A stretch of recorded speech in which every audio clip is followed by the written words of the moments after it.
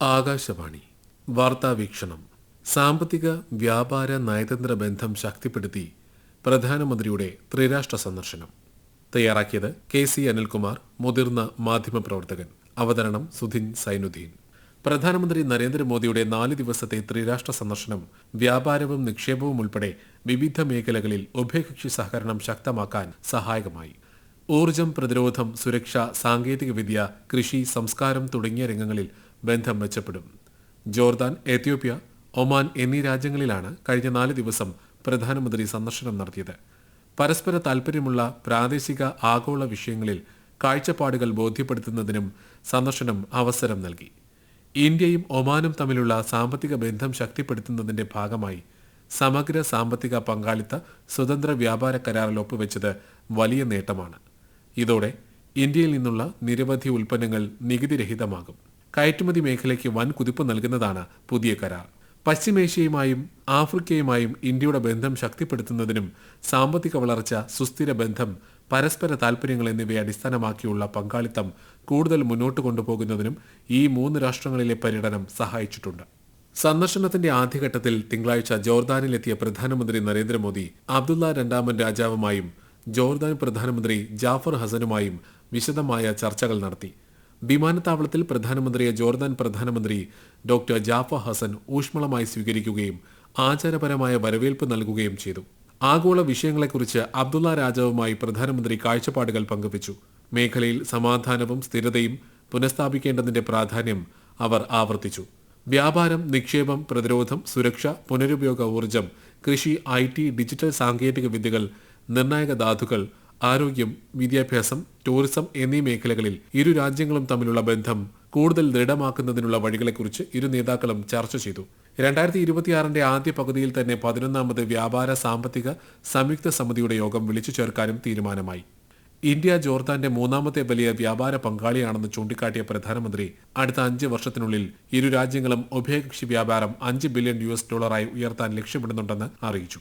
ഭീകരത, തീവ്രവാദം എന്നിവയ്ക്കെതിരായ ജോർദാന്റെ ശക്തമായ നിലപാടിനെ പ്രധാനമന്ത്രി പ്രശംസിച്ചു. വിവിധ മേഖലകളിലെ ഉഭയകക്ഷി സഹകരണം കൂടുതൽ ശക്തമാക്കുന്നതിനായി ഇന്ത്യയും ജോർദാനും നിരവധി ധാരണാപത്രങ്ങളിൽ ഒപ്പുവെച്ചു. പുതിയതും പുനരുപയോഗിക്കാവുന്നതുമായ ഊർജ്ജ മേഖലയിലെ സാങ്കേതിക സഹകരണമാണ് അവയിൽ പ്രധാനം.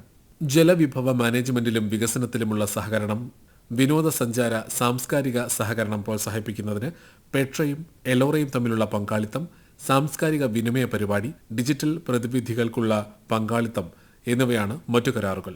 ഇന്ത്യ സന്ദർശിക്കാനുള്ള പ്രധാനമന്ത്രിയുടെ ക്ഷണം അബ്ദുള്ള രാജാവ് സ്വീകരിച്ചു. ഇരു രാജ്യങ്ങളും തമ്മിലുള്ള നയതന്ത്ര ബന്ധം സ്ഥാപിച്ചതിന്റെ 75ാം വാർഷികം ആഘോഷിക്കുന്ന സുപ്രധാന വേളയിലാണ് പ്രധാനമന്ത്രിയുടെ സന്ദർശനം. ഇന്ത്യ ജോർദാൻ ഉഭയകക്ഷി ബന്ധം കൂടുതൽ ശക്തിപ്പെടുത്തുന്നതിനും സഹകരണത്തിന്റെ പുതിയ വഴികൾ പര്യവേക്ഷണം ചെയ്യുന്നതിനും സന്ദർശനം അവസരമൊരുക്കുന്നു. തുണിത്തരങ്ങൾ, നിർമ്മാണം, ഉൽപാദനം, മറ്റു മേഖലകൾ എന്നിവയിൽ ജോലി ചെയ്യുന്ന 17,500-ലധികം വരുന്ന ഇന്ത്യൻ പ്രവാസി സമൂഹം ജോർദാനിലുണ്ട്. ഇരു രാജ്യങ്ങളും തമ്മിലുള്ള സാംസ്കാരികവും സാമൂഹികവുമായ ബന്ധങ്ങൾ ശക്തിപ്പെടുത്തുന്നതിനൊപ്പം രാജ്യത്തിന്റെ സമ്പദ് വ്യവസ്ഥയ്ക്ക് സംഭാവന നൽകുന്നതിൽ പ്രവാസി സമൂഹം സുപ്രധാന പങ്ക് വഹിക്കുന്നു. അമ്മാനിൽ നടന്ന ഇന്ത്യ ജോർദാൻ ബിസിനസ് ഫോറത്തെ പ്രധാനമന്ത്രി നരേന്ദ്രമോദിയും അബ്ദുള്ള രാജാവും അഭിസംബോധന ചെയ്തു.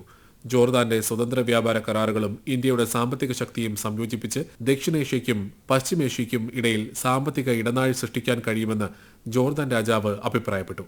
ജോർദാനും ലോകമെമ്പാടുമുള്ള മറ്റ് പങ്കാളികൾക്കും ഇന്ത്യ ധാരാളം ബിസിനസ് അവസരങ്ങൾ വാഗ്ദാനം ചെയ്യുന്നുവെന്ന് പ്രധാനമന്ത്രി അറിയിച്ചു. ഗ്ലോബൽ സൗത്തിലെ ഇന്ത്യയുടെ പ്രധാന പങ്കാളിയായ എത്യോപ്യയിലായിരുന്നു പ്രധാനമന്ത്രി തുടർന്ന് സന്ദർശനം നടത്തിയത്. ഉഭയകക്ഷി സന്ദർശനത്തിനായി ഇതാദ്യമായാണ് നരേന്ദ്രമോദി എത്യോപ്യയിലെത്തിയത്. അഡിസ് അബാബ വിമാനത്താവളത്തിൽ എത്യോപ്യൻ പ്രധാനമന്ത്രി ഡോക്ടർ അബി അഹമ്മദ് അലി നേരിട്ടെത്തി സ്വീകരിച്ചു. എത്യോപ്യയുടെ പരമോന്നത ബഹുമതിയായ the great owner Nishan of Ethiopia പ്രധാനമന്ത്രി നരേന്ദ്രമോദിക്ക് എത്യോപ്യൻ പ്രധാനമന്ത്രി സമ്മാനിച്ചു. ഇന്ത്യ എത്യോപ്യ പങ്കാളിത്തം ശക്തിപ്പെടുത്തുന്നതിന് നൽകിയ അസാധാരണ സംഭാവനകൾക്കും ആഗോള രാഷ്ട്ര തന്ത്രജ്ഞൻ എന്ന നിലയിൽ നരേന്ദ്രമോദിയുടെ ദീർഘവീക്ഷണമുള്ള നേതൃത്വത്തിനുമാണ് അവാർഡ്. ലോകത്തിലെ ഏറ്റവും പുരാതനമായ ഒരു നാഗരികതയിൽ നിന്ന് അവാർഡ് സ്വീകരിക്കാൻ കഴിഞ്ഞത് തനിക്ക് ലഭിച്ച ബഹുമതിയാണെന്ന് പ്രധാനമന്ത്രി നരേന്ദ്രമോദി പറഞ്ഞു. പഹൽഗാം ഭീകരാക്രമണത്തിന്റെ പശ്ചാത്തലത്തിൽ എത്യോപ്യയുടെ ഐക്യദാർഢ്യത്തിനും ഭീകരതയ്ക്കെതിരായ ആഗോള പോരാട്ടം ശക്തിപ്പെടുത്തുന്നതിനും പ്രധാനമന്ത്രി നന്ദി പറഞ്ഞു. ഐക്യരാഷ്ട്രസഭയുടെ സമാധാന പരിപാലന പ്രവർത്തന പരിശീലനം, കസ്റ്റംസ് കാര്യങ്ങളിൽ പരസ്പര ഭരണപരമായ സഹായം, എത്യോപ്യയുടെ വിദേശകാര്യ മന്ത്രാലയത്തിൽ ഡാറ്റാ സെന്റർ സ്ഥാപിക്കൽ എന്നീ മേഖലകളുമായി ബന്ധപ്പെട്ട 3 ധാരണാപത്രങ്ങൾ ഇരു നേതാക്കളും കൈമാറി. അഡിസ് മഹാത്മാഗാന്ധി ആശുപത്രിയിലെ മാതൃ ആരോഗ്യ സംരക്ഷണം, ശിശു സംരക്ഷണം എന്നീ മേഖലകളിൽ സൌകര്യങ്ങൾ വർദ്ധിപ്പിക്കുന്നതിന് ഇന്ത്യ സഹായം നൽകും. ജൻ ഔഷധി കേന്ദ്ര, ഭക്ഷ്യസുരക്ഷ, സുസ്ഥിര കൃഷി, പ്രകൃതി കൃഷി, കാർഷിക സാങ്കേതിക വിദ്യ എന്നീ മേഖലകളിൽ എത്യോപ്യയുമായി സഹകരണം വർദ്ധിപ്പിക്കുന്നതിനുള്ള ഇന്ത്യയുടെ സന്നദ്ധത പ്രധാനമന്ത്രി അറിയിച്ചു. ICCR പ്രോഗ്രാമിന് കീഴിൽ എത്യോപ്യൻ ഗവേഷകർക്ക് നൽകിവരുന്ന സ്കോളർഷിപ്പുകൾ ഇരട്ടിയാക്കും. വിശ്വസ്ത പങ്കാളികൾ എന്ന നിലയിൽ ഇന്ത്യൻ കമ്പനികൾ എത്യോപ്യൻ സമ്പദ് വ്യവസ്ഥയിൽ $5 ബില്യൺ നിക്ഷേപിച്ചിട്ടുണ്ട്. ഉൽപാദനം, ഔഷധ നിർമ്മാണം തുടങ്ങിയ അവശ്യ മേഖലകളിൽ 75,000-ലധികം പ്രാദേശിക തൊഴിലവസരങ്ങൾ സൃഷ്ടിച്ചു. രാജ്യങ്ങൾ തമ്മിലുള്ള വികസന പങ്കാളിത്തം ജനങ്ങൾ തമ്മിലുള്ള ബന്ധത്തിന്റെ അടിത്തറ ശക്തിപ്പെടുത്തിയിട്ടുണ്ടെന്ന് ഇരു നേതാക്കളും വ്യക്തമാക്കി. പിന്നീട് എത്യോപ്യ പാർലമെന്റിന്റെ സംയുക്ത സമ്മേളനത്തെ അഭിസംബോധന ചെയ്തുകൊണ്ട് ഇന്ത്യ എത്യോപ്യ പങ്കാളിത്തം ശക്തിപ്പെടുത്തുന്നതിനും കെട്ടിപ്പടുക്കുന്നതിനുമുള്ള ഇന്ത്യയുടെ താൽപര്യം പ്രധാനമന്ത്രി അറിയിച്ചു. ഡിജിറ്റൽ അടിസ്ഥാന സൌകര്യങ്ങൾ, ഭക്ഷ്യ സംസ്കരണം, നവീകരണം തുടങ്ങിയ മേഖലകളിലെ ഇന്ത്യയുടെ വികസനാനുഭവങ്ങൾ അദ്ദേഹം പങ്കുവച്ചു. മാനവികതയെ സേവിക്കാനുള്ള ഇന്ത്യയുടെ പ്രതിബദ്ധത അറിയിച്ചുകൊണ്ട് കോവിഡ് പകർച്ചവ്യാധി സമയത്ത് എത്യോപ്യയ്ക്ക് വാക്സിനുകൾ വിതരണം ചെയ്യാൻ കഴിഞ്ഞത് ഇന്ത്യക്ക് ലഭിച്ച ഒരു ബഹുമതിയായി അദ്ദേഹം അറിയിച്ചു. അഡിസ് അബാബയിലെ അദ്വ വിജയ സ്മാരകത്തിൽ പ്രധാനമന്ത്രി പുഷ്പചക്രം അർപ്പിച്ചു. പ്രധാനമന്ത്രിയുടെ ഒമാൻ സന്ദർശനം ഇരു രാജ്യങ്ങളും തമ്മിലുള്ള വ്യാപാരം, നിക്ഷേപം, ജനങ്ങൾ തമ്മിലുള്ള സഹകരണം എന്നിവയിൽ പുതിയ അധ്യായത്തിനാണ് വഴി തുറന്നത്. ഇന്ത്യയും ഒമാനും സമഗ്ര സാമ്പത്തിക പങ്കാളിത്ത കരാറിൽ ഒപ്പുവെച്ചു. പ്രധാനമന്ത്രി നരേന്ദ്രമോദിയുടെയും സുൽത്താൻ ഹൈതം ബിൻ താരിഖിന്റെയും സാന്നിധ്യത്തിലാണ് കരാർ ഒപ്പിട്ടത്. ചരക്ക് നീക്കവും സേവനങ്ങൾ ലഭ്യമാക്കലും സുഗമമാക്കുന്നതിലൂടെ വ്യാപാര നിക്ഷേപ ബന്ധങ്ങൾ ശക്തിപ്പെടുത്താൻ കരാർ ലക്ഷ്യമിടുന്നു. വ്യാപാര തടസ്സങ്ങൾ കുറച്ച് ഉഭയകക്ഷി വ്യാപാരം വർദ്ധിപ്പിക്കാൻ കരാർ സഹായിക്കുമെന്നാണ് പ്രതീക്ഷ. ഒമാനിലെ പ്രധാന സേവന മേഖലകളിൽ ഇന്ത്യൻ കമ്പനികൾക്ക് 100% നേരിട്ടുള്ള വിദേശ നിക്ഷേപം അനുവദിക്കുന്നതാണ് കരാറിന്റെ പ്രധാന സവിശേഷത. കയറ്റുമതി വർദ്ധിപ്പിക്കാനും തൊഴിലവസരങ്ങൾ സൃഷ്ടിക്കാനും കരകൌശല തൊഴിലാളികൾ, MSMEകൾ, സ്ത്രീകൾ നയിക്കുന്ന സംരംഭങ്ങൾ എന്നിവയ്ക്കും കരാർ വലിയ പിന്തുണയേകും. ഇന്ത്യയുടെ പ്രധാന തന്ത്രപരമായ പങ്കാളിയും വിശാലമായ പശ്ചിമേഷ്യയിലേക്കും ആഫ്രിക്കയിലേക്കുമുള്ള ഒരു കവാടവുമാണ് ഒമാൻ. ഉഭയകക്ഷി വ്യാപാരം നിലവിൽ $10 ബില്യൺ കൂടുതലാണ്. 7 ലക്ഷത്തോളം ഇന്ത്യൻ പൗരന്മാർ ഒമാനിൽ താമസിക്കുന്നു. മസ്കറ്റിൽ നടന്ന ഇന്ത്യ ഒമാൻ ബിസിനസ് ഉച്ചകോടിയിൽ ഇരു രാജ്യങ്ങളിലെയും ബിസിനസ് നേതാക്കൾ പങ്കെടുത്തു. ഇരു രാജ്യങ്ങളും തമ്മിലുള്ള ഉഭയകക്ഷി ബന്ധത്തിന് ഉച്ചകോടി പുതിയ ദിശാബോധവും ഗതിവേഗവും നൽകുന്നുവെന്നും അദ്ദേഹം വ്യക്തമാക്കി. ഇന്ത്യ ഒമാൻ ബന്ധങ്ങൾക്ക് നൽകിയ അസാധാരണ സംഭാവനകൾക്കും ദീർഘവീക്ഷണമുള്ള നേതൃത്വത്തിനും ഒമാൻ സുൽത്താൻ ഹൈതം ബിൻ താരിഖ് പ്രധാനമന്ത്രി നരേന്ദ്രമോദിക്ക് ഓർഡർ ഓഫ് ഒമാൻ അവാർഡ് നൽകി ആദരിച്ചു. മസ്കറ്റിൽ ഇന്ത്യൻ വംശജരുടെ സമ്മേളനത്തെ പ്രധാനമന്ത്രി അഭിസംബോധന ചെയ്തു. വിവിധ ഇന്ത്യൻ സ്കൂളുകളിൽ നിന്നുള്ള 700-ലധികം വിദ്യാർത്ഥികൾ സദസ്സിലുണ്ടായിരുന്നു.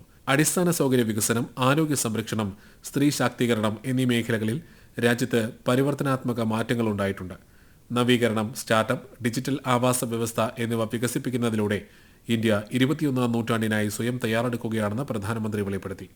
ഇന്ത്യയും ഒമാനും നൂറ്റാണ്ടുകൾ പഴക്കമുള്ള സൗഹൃദം പങ്കിടുന്നു. ഇരു രാജ്യങ്ങളും തമ്മിലുള്ള നയതന്ത്ര ബന്ധത്തിന്റെ 70ാം വാർഷികം അടയാളപ്പെടുത്തുന്നതാണ് ഈ സന്ദർശനം.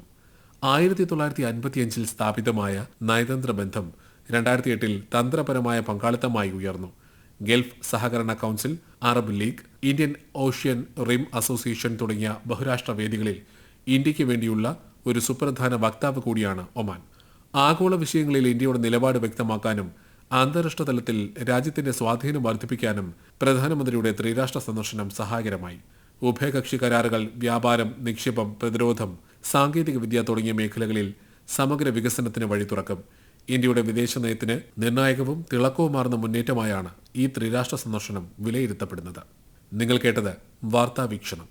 സാമ്പത്തിക, വ്യാപാര, നയതന്ത്ര ബന്ധം ശക്തിപ്പെടുത്തി പ്രധാനമന്ത്രിയുടെ ത്രിരാഷ്ട്ര സന്ദർശനം.